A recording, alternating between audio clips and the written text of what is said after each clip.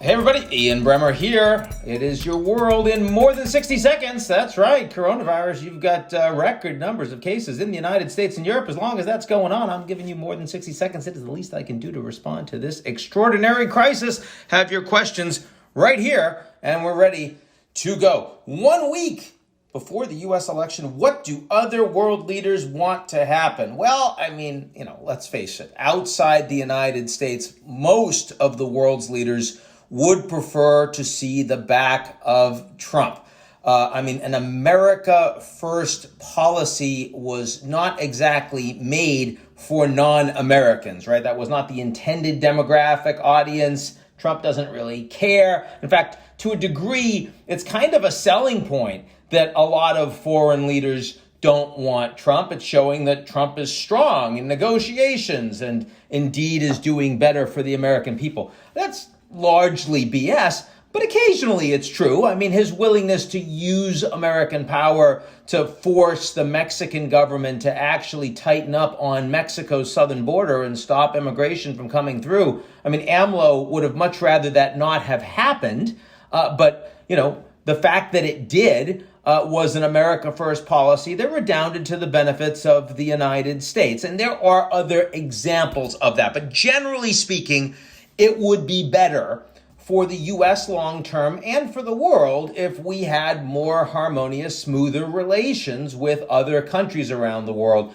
Certainly, pretty much all the Europeans would much rather see Trump lose. The United Kingdom is the significant exception, given the nature of Brexit and the fact that Trump has been in favor of that, liked being called Mr. Brexit by 5 or 6 Brits or however many did. The Hungarians certainly prefer Trump. The Polish government prefers Trump. Pretty much everyone else would rather have Biden in. In the Middle East, the Saudis are worried that they're not going to get the same level of interest support that they've gotten under Biden. I would say most of the other Gulf Arabs are actually more comfortable with a more stable relationship, frankly speaking, with a lot of them, the Emiratis, the Omanis, the Qataris. I think they're all kind of fine with Biden, even though Biden clearly would be moving more towards transition on energy. But if that means no more support for fracking in the U.S., if you're an energy producer outside the United States, you kind of like that. So that's interesting. The Japanese are more comfortable with Biden. There's no question there. Interestingly, the Russians prefer Trump. The Iranians prefer Biden. The Chinese are conflicted. The economic camp in China thinks that Trump is much more dangerous for them short term. They'd rather see normalization. They think Biden will be a little bit softer and easier to deal with, but certainly will be more predictable. The hardliners, the wolf warriors, the national security types, they actually would prefer Trump because they think that Trump is more volatile and blows up U.S. multilateral architecture. He leaves the World Health Organization. He leaves Paris Climate Accord. He left the TPP that the Obama couldn't get done.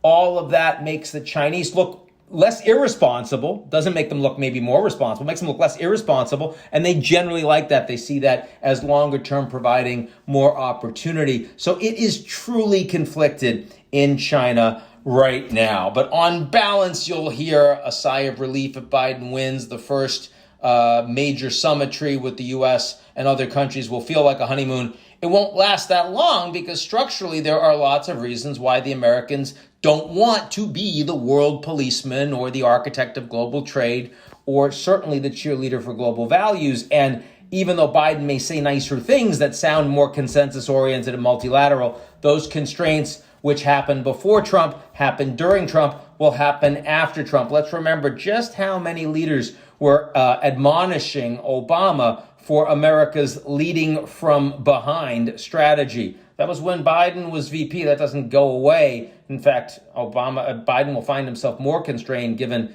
just how much will be required to rebuild the American economy, the American working and middle class on the back of a very deep recession and the pandemic. Okay, Amy Coney Barrett has been confirmed. ACB, yes, she has indeed. It's 6-3 conservative split in the Supreme Court. What does that mean for America going forward? Well, it means a more conservative court, obviously.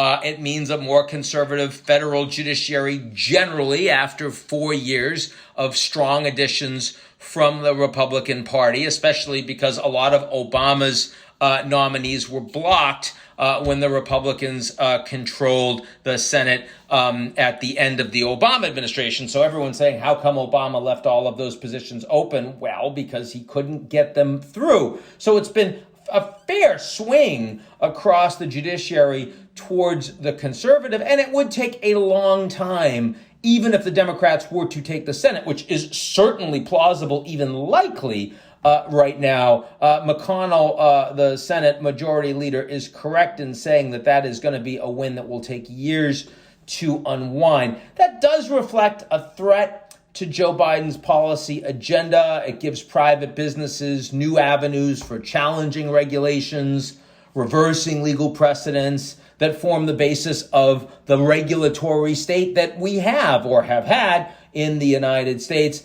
There's also greater potential for Democratic initiatives on things like climate change, on voting rights, on health care, that could potentially be overturned by the courts, more conservative courts across the board, not least of which, of course, is potential confrontation around the voting of this election. One reason you wanted this done as soon as possible was not just because the conservatives now control the Senate, but also, even now as opposed to lame duck, because we are, if it's close, this is going to get contested, and a lot of these are going to go through the courts. So ACB is significant indeed, and no surprise, the Republicans did everything they could to get her through on a party line vote, with the exception of Susan Collins from Maine, but no Democrats voting in her favor. First time in 150 years that you've had a Supreme Court nominee with not a single member of support from the minority party. Goes to show just how divided the United States has become. This is pretty unprecedented in modern times in terms of the level of polarization in the United States right now. Okay, last question from you guys. Is there a bigger story at play with all that is going on in the former Soviet republics? Kyrgyz Republic, the president is ousted, and the Belarus, we've got massive demonstrations all the time in Armenia and Azerbaijan, and we have this fighting. Well, I mean, really, I think you want to focus on the fact that you had 15 new countries in 1991 when the Soviet Union collapsed that, with the exception of the Baltic states, really had very limited experience with governance before. I mean, they had been nominally autonomous and had their, Republican ministerial attributes in the Soviet Union, but they didn't govern. They didn't have autonomy, and they certainly didn't have rule of law. And so creating those from broadcloth is hard.